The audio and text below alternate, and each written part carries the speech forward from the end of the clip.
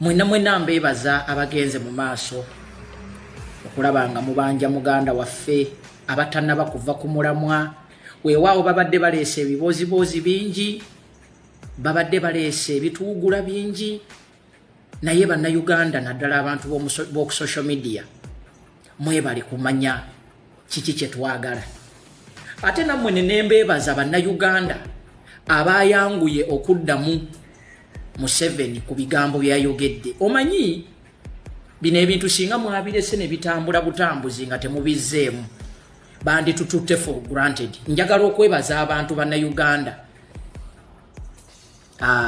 Bannaye link hiyo tugitaddewo mbadde mbasaba twanguye kyemmanyi ku link eyo tubuzaako just tweets ntono nnyo okulaba nga ziwera 10,000 mbadde nkyagenda mu maaso nti neebaza bannayuganda tikati mwatandise okudibetinga government yenu tuli lwevaayo nebange ina kyetaddewo temukireka kugenda bugenzi bw'ekityo mpiseeko ku Twitter handle ya jjajja tannaba kuteekayo bye yayogedde olunaku olwajjo kitegeeza nti yalabye reaction y'abannayuganda ku social media ekyo kinene nnyo kubanga bulijjo abadde bw'amala okwogera babiteekayo naye tuyiseeyo akaseera kano nga abaana batandise dde okumuwa obujulizi. Omanyi nze nabagamba nti mu lutalo luno akalulu kano Museveni abadde taka experiencing angako. Museveni ne tiimu ye baali bamanyi nti banabba akalulu kano ti bannayuganda bagenda kukola ebyaba Besigye badde bakola bulijjo. Badde nsaba leero ngenda kakwata mpola mu buwembeefu naye nsaba buli atuuka tegeeza muno tunyumyemu nga bwe tutwitinga. Abasajja bano ebajja mu kalulu kano baali basuubira nti tugenda kukola ebintu byebimu political parties zonna zebibadde bikola. Ekyomukisa omubi titebaatutegeera. Ekyomukisa omubi titewali yabagamba ngeri gye balina kuhandolingamu ki bavubuka. Baali baatumanyiza nti ekintu kiina kasita tuva mu kalulu bwetu ti business zigenda kubeerawo as usual. Baali tebakisuubira mu pulaani zaabwe era mu pulaani ya NRM baali tebakisuubira nti tusobola okulemera ku kubanja akalulu kaffe mpaka n'olunaku lwaleero. They didn't expect this. Era temutuulanga eyo ne babalimba nti Museveni kino yakipulaaningira. Museveni ne tiimu ye baali bamanyi tebanaava mu kalulu bannayuganda bagenda kuva ku bintu bya kalulu badde mu mipiira badde ku ddagala ly'abajjajja badde ku anikati karakata. Naye ekisinga okubeewuunyisa kwe kubanga tuli mu mwezi almost gwa 8 nga tukyayogera ku kalulu ekyo baali tebakisuubira. Twitter ngayo baali tebagisuubira kubeera active kubeera ng'eteeka abantu bano ku nninga mpaka n'olunaku lwaleero. They didn't expect this. Tebakibala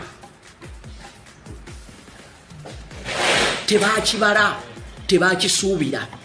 Baali bamanyi nti bagenda kukola amajjanga gaabwe nga bulijjo. Baali bamanyi nti bagenda kukola komedi waabwe nga bulijjo. Ekintu kigende bwe kityo.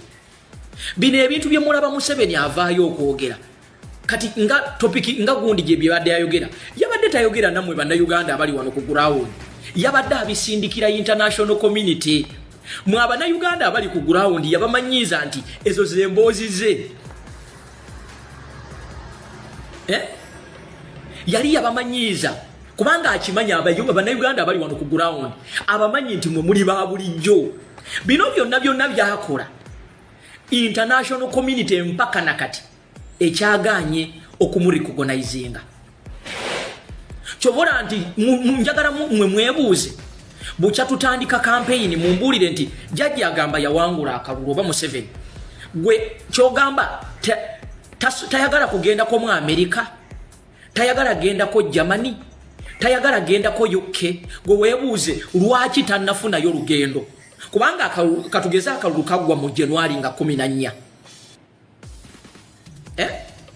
Gwe weebuuze lwaki tannatambula gw'obadde okyetegereza nti bukya agamba nti yawangula akalulu yakatambulako mu African countries okka ate nga mbale bubale. Munne wano ow'e Kenya yabadde UK ng'ali mu kutema mpenda kulaba nga abasawo b'e Kenya bagenda e UK. Kyogamba Museveni ye tayagaliza bannayuganda tiyandibadde teyenyigira mu programu eyo.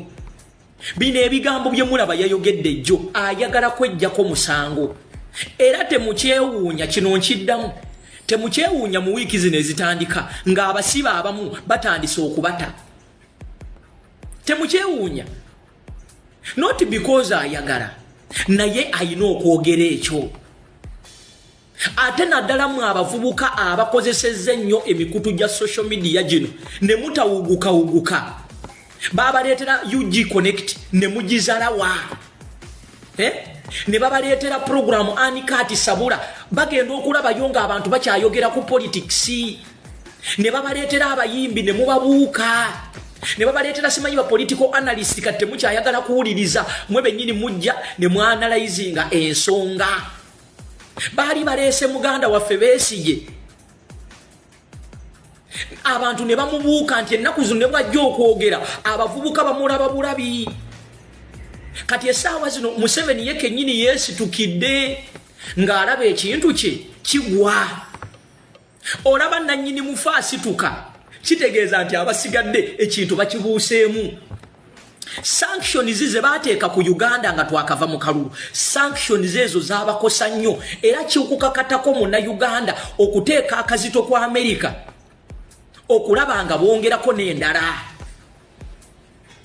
olutalo luno tebalulwana mulundi gumu olutalo luno si lwa street yokka olutalo luno lwa bigambo olutalo luno lwa social media olutalo luno lulimu nature olutalo luno lulimu n'ab'omunda bennyini ababa bakooye system bwe mutunulire ani kati asobola okwogerera NRM baali baleeta Tamale mirundi ennaku zino abantu bamubuuka Tamale mirundi abeera ku Facebook abeera ku live abeera ku zi radio nga ba streaminga live ng'ayinako abantu 100 luli Tamale mirundi yayinanga wanuke gomanyi kye kitegeeza okubeera ne wanuke ng'ekugoberera omanyi kye kitegeeza naye Bannayuganda babuuse kwe kulaba okugenda okunoonya lumbuye abadde agatta TV ze Uganda zonna ne radio station ze Uganda zonna ng'azikuba omulundi gumu era wano wensabira balumbuye abalala basituke bw'oba oli eyo ng'obeera lumbuye kubanga we are dealing with the system emanyi nti tekyalina kye offeringa now balina okupuleyinga cool okulaba nga international community erowooza nti ebintu byaggwa mujjukire ebigambo bya president yagamba Kyagulanyi yagamba nti bajja kutwekanga bwekanzi obuzibu gavumenti eno bwesisinkanye nti luli babadde balimba abantu nti bawangula ne political parties ezisigadde zibadde zijja naye nga tezikuwa evidence fe evidence weeri titwawangula akalulu ne results zizino gye ziri ku mitimbagano you can go and cross check ekyo ekintu kiba kizibu okukivaamu kiba kizibu nnyo okukivaamu luli tubadde nga ne baganda munansonyowa siri mukwataakinga Besigye alina kyakoze tumwebaza naye luli Besigye abadde atukubisa bakiyita batya mudomo nga bw'ogamba Besigye titwawangula tuwa obujulizi buli luddawa tewali bw'okimanyi nti essaawa zino ne bw'ogenda mu Northern Uganda bakugamba nti Kyagulanyi yawangula luli kibadde kizibu okiteeka mu Munnayuganda kati Omunnayuganda ffe tubulayo okukola kye tuyina okukola hawo nga Museveni bw'avaayo n'ayogera oba gavumenti ye bw'evaayo n'eyogera nga bwe mubidibankinga nga bwe mwakoze ku Twitter nga bwe mukoze ku social media nti Museveni yayogedde jjo abaana ne bamuleetera evidence era mbeebaza mwe abajjeyo mu video obwo ne mubuteekayo kitegeeza nkati bye yayogedde byonna tewali asobola kubidefendinga. That is the only way to go. Babadde bagamba nti Nuupu ba hooligans, but now Nuupu has eraza abantu nti they are not hooligans. Bakuteka video ka Museveni nga awana abasirikale be okuba Kyagulanyi ne bakateekayo ku National Unity Platform. Gw'omuwagizi wa National Unity Platform inakola ki? Omanyi bana abantu bagamba tuli ba hooligans. Kati gwe kwata video eyo nawe ogitambuze obagambe nti this is the evidence none yabadde ayogera yono. Now who is fooling who? Nti bagenda ne bagamba nti social media teyina makulu. Naye gwe weebuuze Jaji yabadde ayogera nani Uganda abantu bameka abasobola okwaffordinga yaka okulaba Museveni batono yabadde ali mu communicatinga nammwe mwabali mu diaspora mwababeera ku Twitter obosegeera bino byonna tebibaddewo mu mulembe gw'Abeesigye. Bulijjo Museveni abadde awaana basirikale be, bulijjo Museveni abadde awaana security organization. Kakati esaawa zinaakulaga nti ate za buleminga.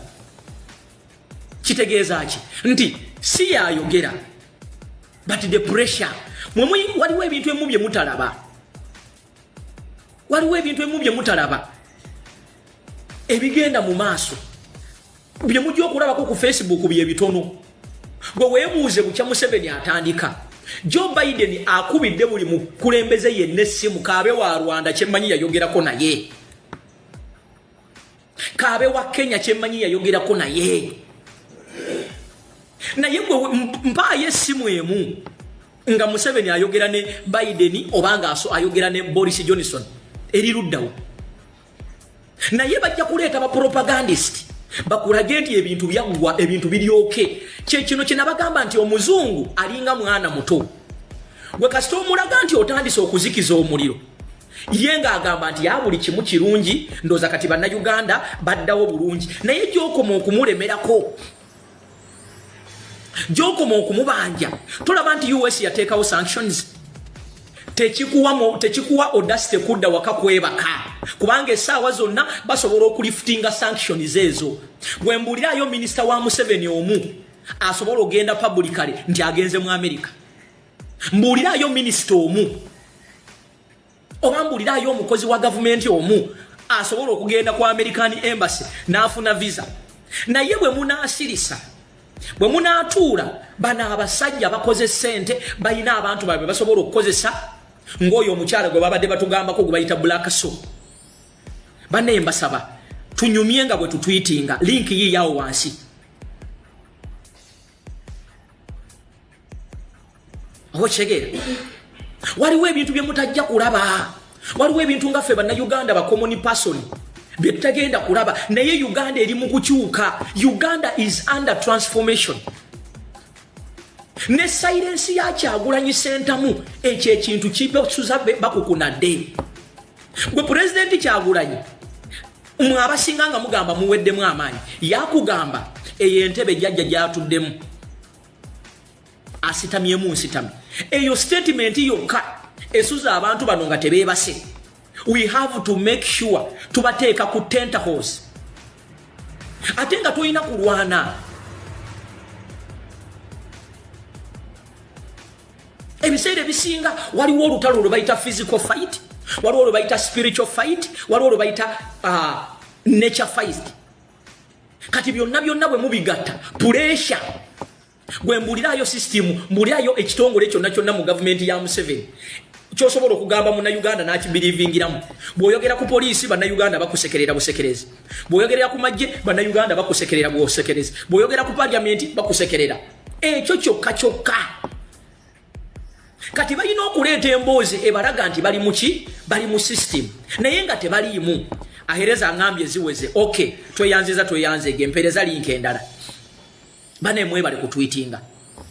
N'ekirala nabagambye ekintu kimu nganzirako ku mbozi ku topic ya muganda ffe Fred Kajubi. Ffe tetuganye oba Kajubi ali Uganda oba ali ludda waffe, tumanyi kimu nti Fred Kajubi bamukwatira Taki. Kyokka kye tumanyi ffe tulinga baana bato, kyokulwa omugamba kyagenda nakyo. Ffe tukimanyi nti muganda waffe Fred Lumbuye bamukwatira Taki. Mbeegayiridde buli awulira eddoboozi lino sharingako ne munno, kubanga bannayuganda ekituleetedde obuzibu tuwuguka mangu. Ekituleetedde obuzibu n'obutafuna nkyukakyuka mangu tuwuguka mangu. Okitegeera, tuwuguka mangu. Tukwateko ensonga emu tugigguse, tukwateko ensonga emu tugigguse. Temwogera ku kintu nnaku 2-3 mwagambye mugenda kwekalakaasa okulaba nga muganda affe Lumbuye avaayo. Gyo mwekalakaasiza, leero muneekalakaasa, leero munaakuba amasimu. Consistency yewanguza omuntu. Naye buli lwe munaakwatanga ekintu ne mukyamuukirira ennaku 2 ennaku 3 ne mukivaako, temugenda kufuna buwanguzi. Consistency. Ne mu nsiko tusoma mu katabu ka Museveni waliwo we baabakuba ng'oluusi bagenda ne balumba ne babattamu abantu, katugeza abantu nga 10, naye tebagivinga up. Osegeera naye mmwe bwe munaalooza nti mugenda kukwata kino ekintu mukikoleko ennaku 2 mukiveeko kati baabaleetedde ebiboozi ne babagamba alumbu yali Uganda tetufaayo bw'aba ali Uganda we don't care naye ffe tukimanyi nti lumbuye bamujja Taki. What are we supposed to do? Kulaba nga Taki tugibuuza muganda waffe aliwa abe Uganda bwe babanga bamuyina no problem ffe tetufuddeeyo bamutulage babanga bamuta baveeyo bakole statement naye ffe tumanyi lumbuye bamuteekawa ali Taki era gye tumanyi bagamba nti omuto gy'amanyi enkuba gy'etonya gwe muna Uganda lwaki okkiriza omuntu okuwugula oba lumbuye ali muto kya Chambers abali e Uganda bakole ku ebyo naye gwakimanyi obulungi nti lumbuye bamukwatira Taki era nga gavumenti ya Taki yali responsible ku muntu yenna aba mu ggwanga eryo.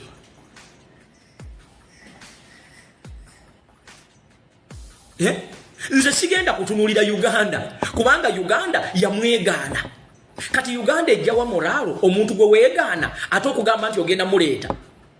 Oh, you are contradicting yourself. Actually, on international gundi, erieteke eribafuga nga eribagatanga abensi. Mulimenye. In the long run, what is international community agenda ku recognizing? Oshegera. Atenze kino mkibagamba. Bwe tunaakoma okuguguka bagenda kuleeta ebintu bingi. Social media eddemu ebanje muganda waffe. Social media eddemu ebanje baganda baffe bonna. Ffe tetufuddeeyo balumbu yali Uganda oba ali muto kya Chambers oba ali luddawa naye mwabakuba amasimu ku zi embassies temulekeraawo. Mwabagenda banaye abantu abe UK singa mutuyamba ne mu storming ekitebe kya Taki abantu 100 abantu 2 abantu 3 ku lwalumbuye ne banna Uganda abalala eddoboozi lyaffe lijja kuwulirwa.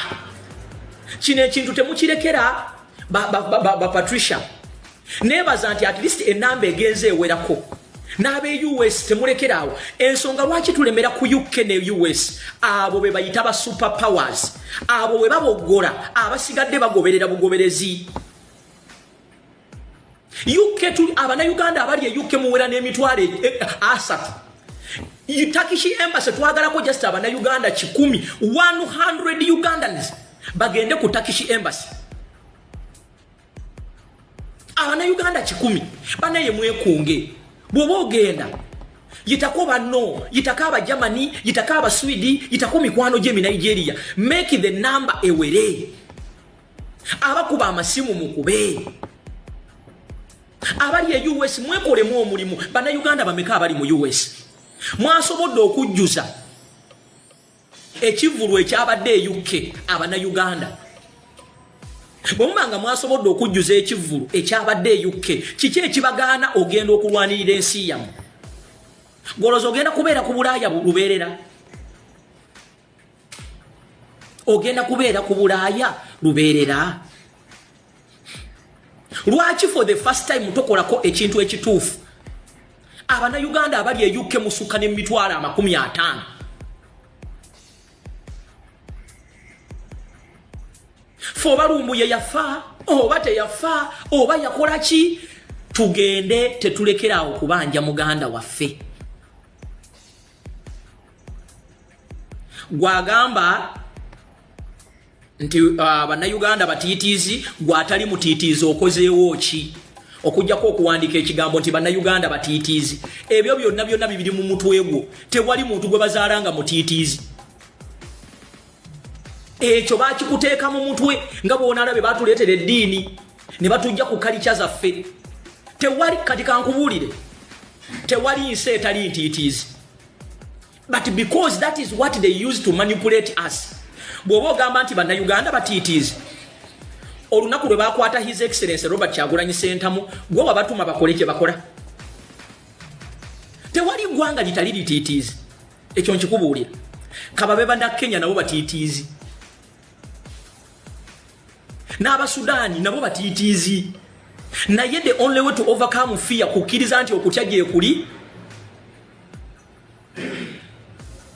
naye okoze eki kubanga nja kuwa ekyokulabirako omuna Uganda bwobanga n'okutweetinga obutweetinzi nga tewali akulaba kikuzibuwalira bwe kubanga oli mu nsi erimu demokrasiya kikuzibuwalira ogenda okuteekayo eddoboozi lyo then ekizibu si kya Uganda ekizibu yeggwe we are the problems to ourselves fe kizibu Uganda ensi yaffe teyina buzibu wabula fe kizibu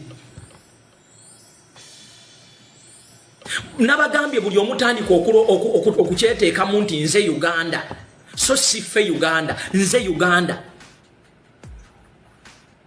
naye nze nsijja kugamba nti muli batiitiizi kubanga omulimu gwokka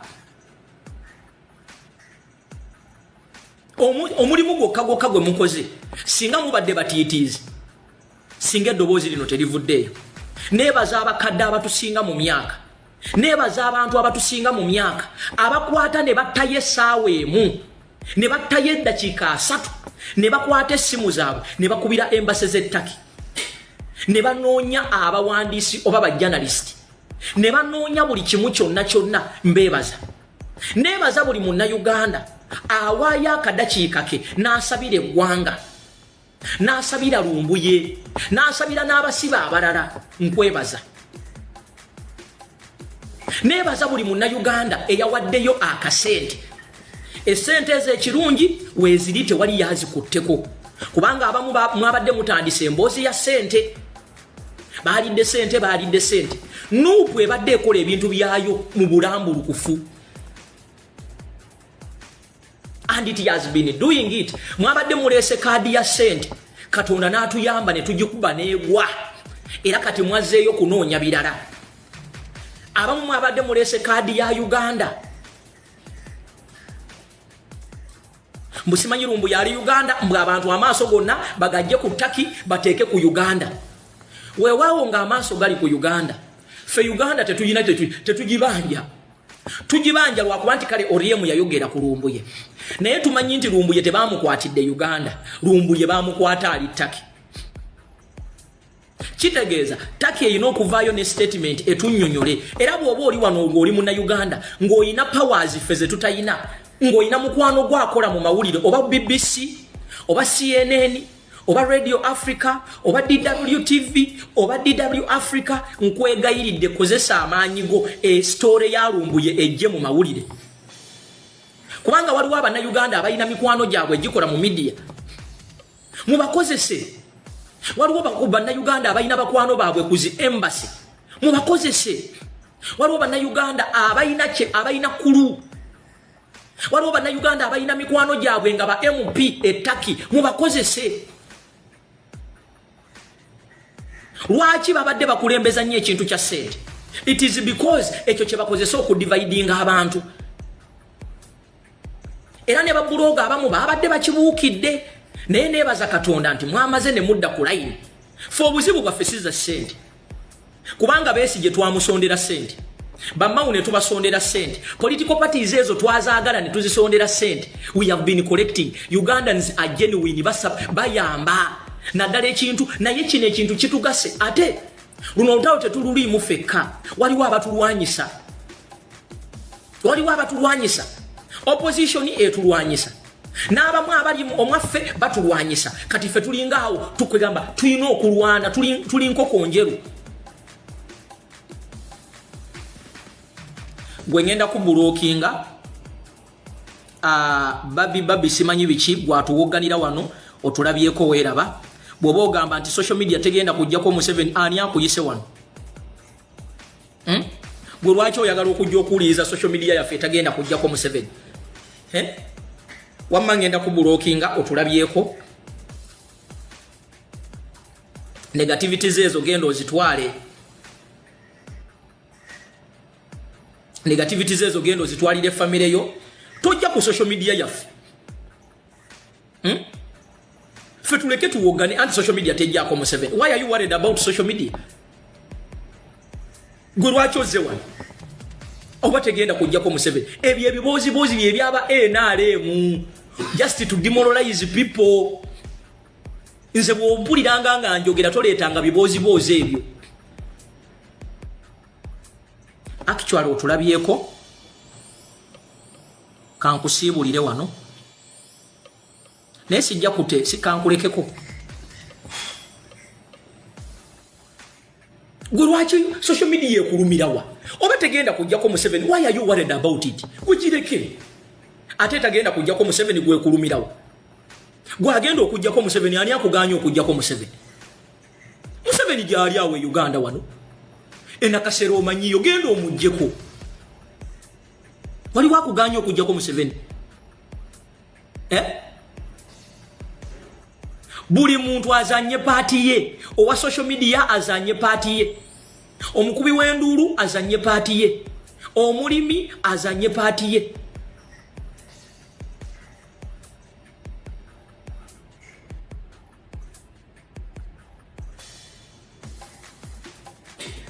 Mushegede baganda bantu.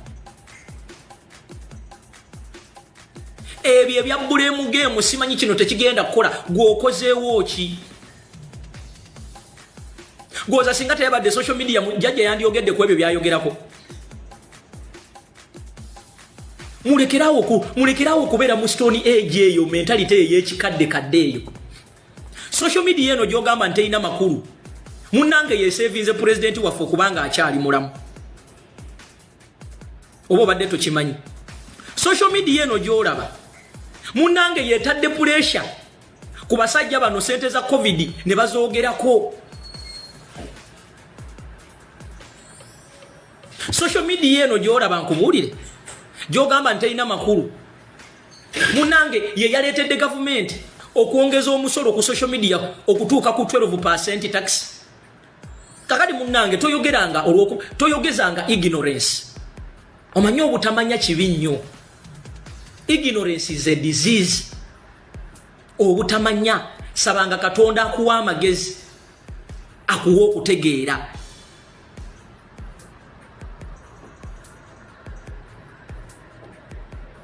Gwe olabanga social media tejjaako Museveni tekulumya mutwe. Genda gwojjeko Museveni ali wali enakasero ali wali entebe. Wali wakuganya okumujjako.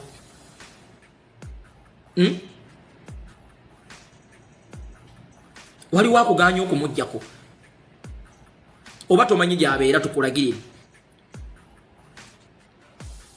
Gomanyi kitegeeza okukonvinsinga social media n'okwata abantu 2+ nga bali wano bakuwuliriza. Omanyi kitegeeza?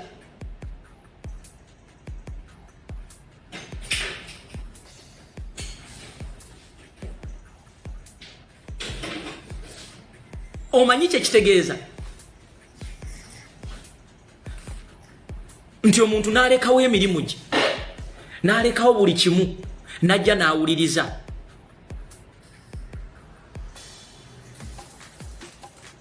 Kakati gwe anoonya okufuna ekikyamu mu kirungi Museveni omanyi gy'abeera. Kwata abantu bo naawe ogenda okole ki? Otandikiraawo. Nze nkozeseza social media gwe kozesa action bw'obanga ogiina. Naawe tuli kujjukirako ekyo. Wabula don't come here okunoonya ensobi mu bye tukola. Bwe mutyo bwe mwatujereganga nga tutandika Twitter demonstration. Essaawa zino mwenna mugamba abantu mugende ku Twitter, mugende mukole bwe muti at first. Nelson Mandela yayogera n'agamba it seems impossible until it is done. Nekirala kino, a revolution is not won in one day.